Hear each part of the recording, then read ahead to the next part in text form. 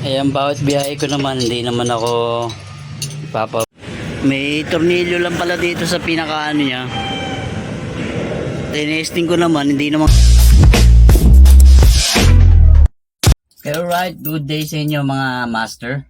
Panibagong araw naman, panibagong buhay naman naharapin natin ngayon, panibagong biyahe. Kaya tara, samahan nyo ako sa biyahe ko ngayon. Ang date pala natin ngayon, June 24, 2026. Okay, alright, may nakuha na tayong first booking natin. Kukunin na natin sa Caloocan South, dadalhin na sa Valenzuela. Kaya tara, let's go! Right, mga master, papunta na tayo ngayon sa pick-up location. Mga frozen to. Nakapag-pick up na ako lagi dito. Tara, let's go! Okay, alright, bali nandito na tayo. Ganun ulit, at the same time, umabante ulit tayo kasi naipit na naman tayo dun sa unahan. Kaya hintayin na lang natin go signal nung nag-book, nung ikakarga na. Tara, let's go! Alright mga master, bali kinancel pala ni client. Hindi natin nakita. Bali nangyari, binigyan na lang ng 200 sa abala. Kaya hanap ulit tayong booking. Tara, let's go! Okay na rin yung mga master, binigyan tayo sa abala. Kasi sa ibang customer, pagka ganun, kinancel nila, wala nang pakialam sa'yo kahit nandun ka eh. Kaya okay, thank you pa rin kay ma'am na nag-book kahit kinancel niya. Nandun tayo, binigyan tayo para sa abala natin. Sayang lang mga master, halos 6 km lang yung layo papunta dito, 419 yung fare nun. Pero okay na rin, binigyan tayo ng 200 ni ma'am, diba? May maganda sanang biyahe dito rin. Puun na rin po, frozen. Papunta naman Bukawi mga master, kaso medyo masama pa naman ba mamaya bumuhos yung malakas na ulan. Alam niyo naman, flood control ngayon. Yung mga flood control natin ngayon, mga kinurakot na eh. Kaya bandang Bulacan yung Bukawi. Kaya hindi tayo pupunta doon ngayon. Dito lang muna tayo kasi bukas papalitan ko ng tire rod end to eh. Kaya tara, let's go. Hanap tayong booking. Alright, nakakuha na tayong booking mga master. Ayun nga, dito rin galing sa nakansilan pero iba nag-book. Gadali lang tong Malabon. Tara, let's go. Talagang 344.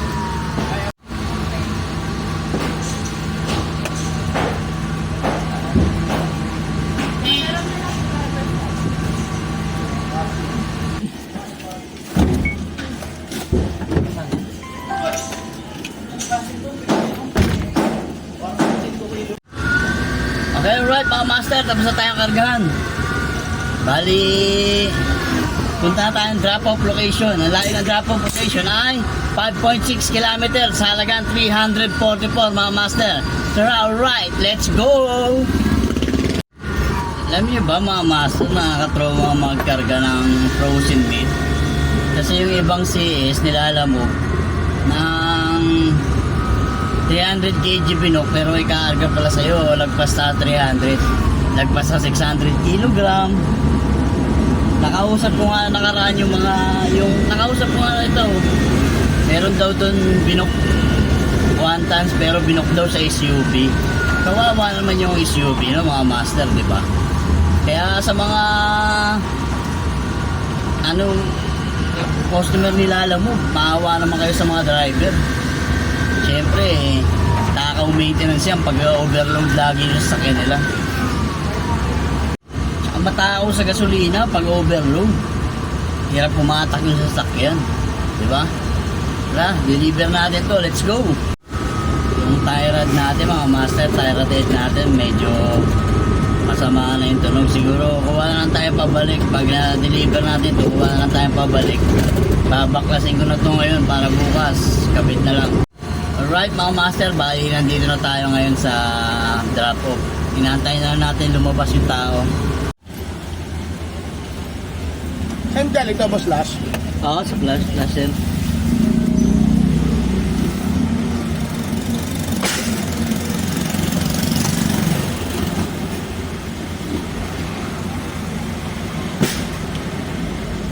Akong masaya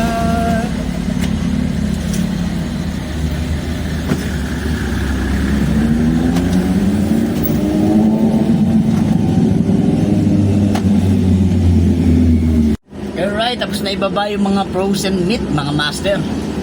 Bali, pa tayo ng second booking, pauwi na tayo. Tara, let's go. Okay, habang nag-aantay tayo ng booking, mga master, shoutout natin si Tol Ernest na 3,000 kg. Shoutout sa iyo, Tol Ernest.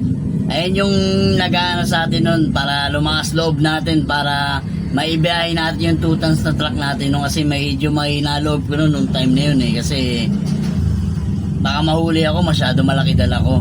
Shoutout sa iyo, Tol Ernest. Ingat lagi sa biyahe. Tapos may nag-comment rin sa vlog natin, mga master. Tapos nag-message rin sa akin kung okay daw ba, kung may prangkisa bang kailangan makabiyahe ng ang minivan loads. Sabi kayo, kay Mark Jason, wala, hindi kailangan ng prangkisa para sa 600 kg. 1,000 kg pataas yung kailangan ng prangkisa. Kasi ayun na yun, doon na yung mga bultuhan talaga, mga master. Kaya sa 600 kg safe ka dyan, mga master. Kaya kumuha ka ng minivan, ibiyahe mo na.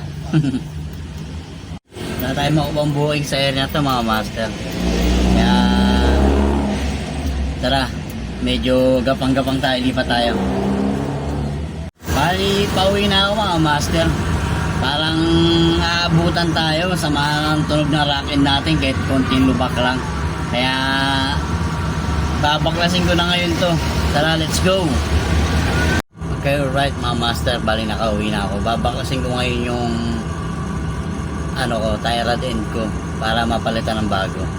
Kasi masyado nang maggalaw pagka tumutulin tayo, tapos maraming kahit konting lubak lang, kahit mga konting late lang na rough road, grabe yung tunog niya, nakakatakot. Kaya baklasin ko muna to, papalitan ko muna. Tara, let's go. Okay, alright, mga master. Bali, yung parts, magpapalitan tayo rin din yan. Okay, binili ko ng partner natin, kaya tara, palitan na natin to. Let's go. Yan, bale ito, mga master. Ito yung kumakalog na. Kaya papalitan natin to, yung tie rod end nya. Tara, palitan natin, let's go. Ayan, bawat biyahe ko naman, hindi naman ako ipapabaya. Lahat may baon rin tayong tools, mga master. Kompleto tools ko dito. Kasi kung saan magkaroon ng problema, kailangan man may higpitan, magagawa natin yung sasakyan natin. Maganda, nagpapasigurado tayo sa biyahe, mga bayahe natin. Ayan, okay, alright, mga master, upon testing, hindi pala tie rod din yung may problema. May tornilyo lang pala dito sa pinakaano niya. Tinesting ko naman, hindi naman gumagalaw. Tapos yung sa rack-end niya medyo gumagalaw. Niligpitan ko lang yung tornilyo dito. Yung pinaka problema ko ngayon dito is ito. Medyo busalsal na yung palitin na yan. Siguro tsaka na natin papalitan next week na siguro. Ito medyo okay pa, pero papabricate na rin tayo, papalitan natin yan. Okay, right, let's go. Pero baka pag mga master, palitan ko na rin pero sa Abiti na siguro, kasi yun yung kompleto gamit ko. May mga jack stand ako dun, compressor, tsaka malinis rin, maayos yung niya. Alright, mga master, bali hindi ko kaya, papalitan ko na rin sana, kaso hindi kayang palitan dito kasi wala akong dalawang jack stand. Kailangan dalawang jack stand Pero tingin ko medyo may tama na rin yun kaya kumakalampag talaga, mga master. Kaya siguro pag uwi na lang ng Cavite, tsaka ko aayusin to. Papalitan ko na lahat, set, tie rod end, tsaka rack end, para smooth yung biyahe natin. Alright, dito ka na muna tatapusin itong video natin na to. Biyahe na ulit tayo bukas. Bukas coding tayo, pero babiyahe tayo kahit mamagkaan tayo. Tara. This is Master Court, the jack of all trades. Let's go. Shh.